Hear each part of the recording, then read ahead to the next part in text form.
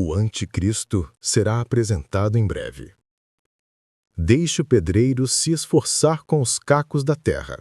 Isaías 45, verso 9. O Filho de Deus não tem nada a ver com suas atividades. Geralmente, reconhece-se que a espiritualidade está em um baixo refluxo na cristandade,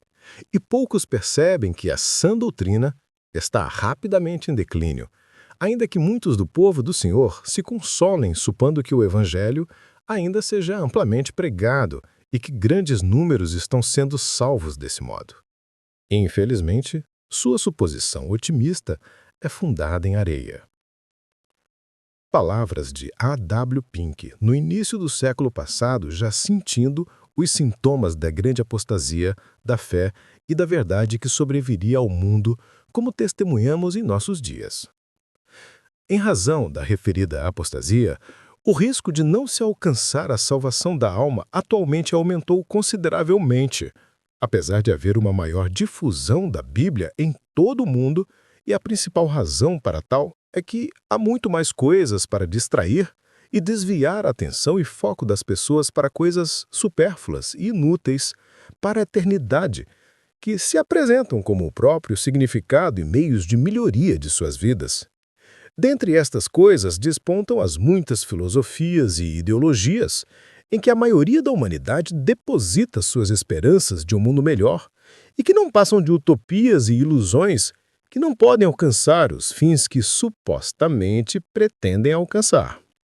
Tudo o que o mundo oferece está desembocando e crescendo no que é apresentado como a grande meretriz do Apocalipse que domina sobre os governantes da terra e que, por fim, produzirá o anticristo, que, uma vez entronizado, a devorará e produzirá algo ainda muito pior do que o sistema que imperou sobre a terra durante muito tempo, sob a denominação bíblica de mistério da iniquidade.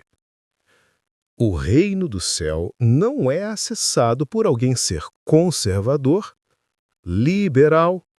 capitalista e muito menos por ser comunista, socialista, progressista, mas pelos que são humildes de espírito, mansos, pacificadores, de coração puro, misericordiosos e que são perseguidos por causa da justiça de Cristo e do Evangelho. Ficam excluídos, portanto, os que permanecem na prática da iniquidade, sejam eles de qual denominação política ou religiosa que pertençam ou que alegam pertencer, pois nada poderá justificar qualquer pessoa diante de Deus, a não ser a cobertura da justiça de Jesus, que é atribuída apenas àqueles que nele creem e que perseveram em segui-lo, para que sejam verdadeiros adoradores de Deus em verdade e em espírito. O que então? Qual o significado de todo este movimento geopolítico e de lutas da parte de muitos para a tomada do poder mundial? Pois não pode ser esquecido que, assim como o propósito dos impérios antigos que se levantaram em sucessão sempre foi o de um domínio global, assim há tanto um projeto globalista da parte dos comunistas/socialistas quanto dos conservadores/liberais. O primeiro poderá ser vencido pelo segundo, mas ambos cairão diante de Cristo em sua segunda vinda.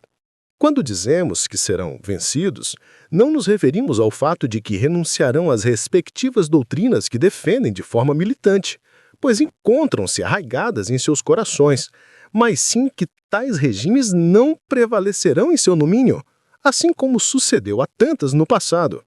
As monarquias caíram diante dos regimes republicanos, mas ainda há muitos que são monarquistas em seu viés político.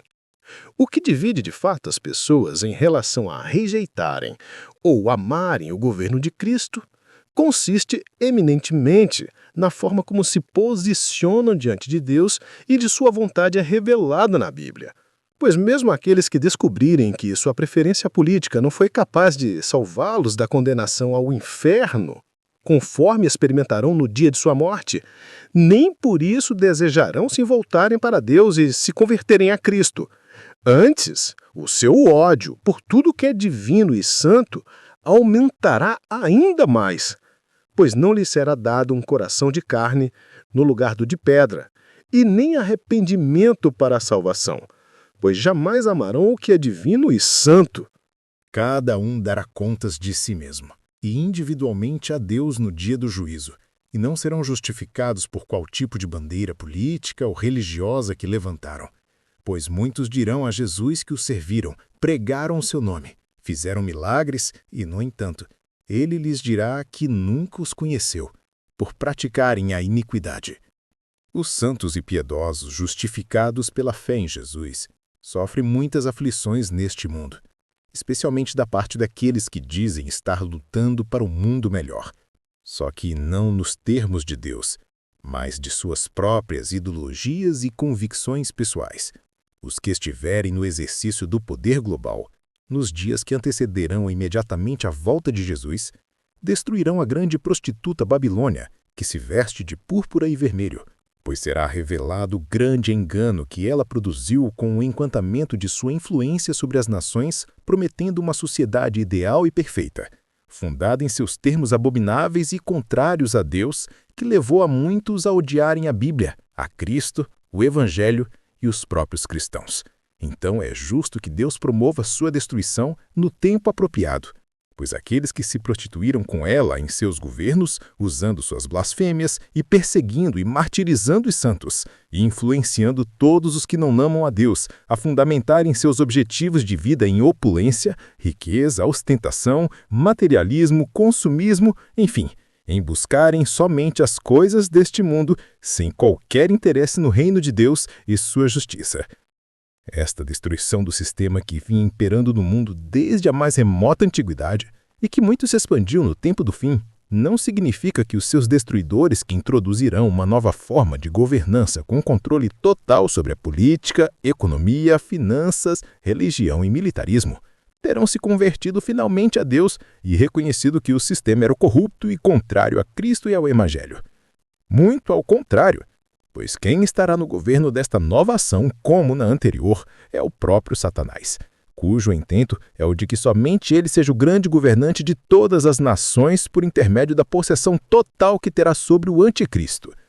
O modelo de governo soberanos e nacionalistas sempre seria um grande impedimento para a consecução de tal intento, e daí, então, se entende melhor que o grande alvo em todas as ações que têm sido vistas nas lideranças do mundo é a de lutarem por um governo central, venham ele de onde vier, seja da esquerda ou da direita. Pois, no final, uma e outra serão aniquiladas para o estabelecimento de um governo único de caráter fascista em que o Estado, por meio do anticristo, terá um controle total não apenas sobre a economia, dizendo que pode e deve ser produzido, por quem, quando e onde, bem como sobre todos os demais aspectos da vida humana, sejam eles de qual ordem for, pois as garantias de liberdade serão suprimidas, quer seja para indivíduos, quer seja para as nações.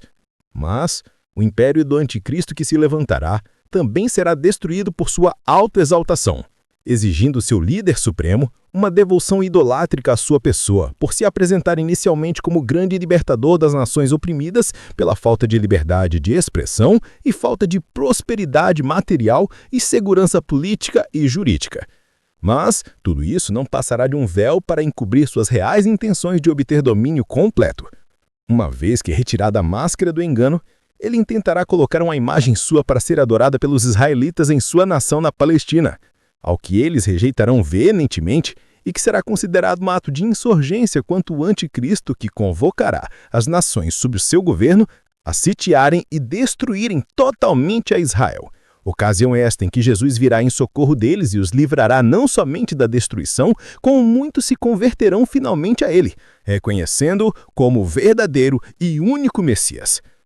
É bem provável que o projeto Neuralink, em andamento e já em processo avançado, venha a produzir a abominável marca da besta, que será inserida na mão ou na fronte de muitos, e cujo fim é o de bloquear e eliminar suas consciências de culpa, de erro, etc., para que se sintam sempre em bem-estar. Só que com isto, serão interdigados a um monstruoso servidor central que eles adorarão no lugar de Deus, pois não somente se comunicará com eles, como realizará operações em seus corpos e mentes, habilitando-os a não somente se livrarem de muitos sofrimentos, como também a desenvolverem várias capacidades que não poderiam realizar de modo natural. Isto é apenas um breve alerta, e fariam bem todos aqueles que buscassem se informar melhor sobre o referido projeto e como ele será usado no tempo do fim com outras tecnologias para impedir a salvação de almas em todo o mundo.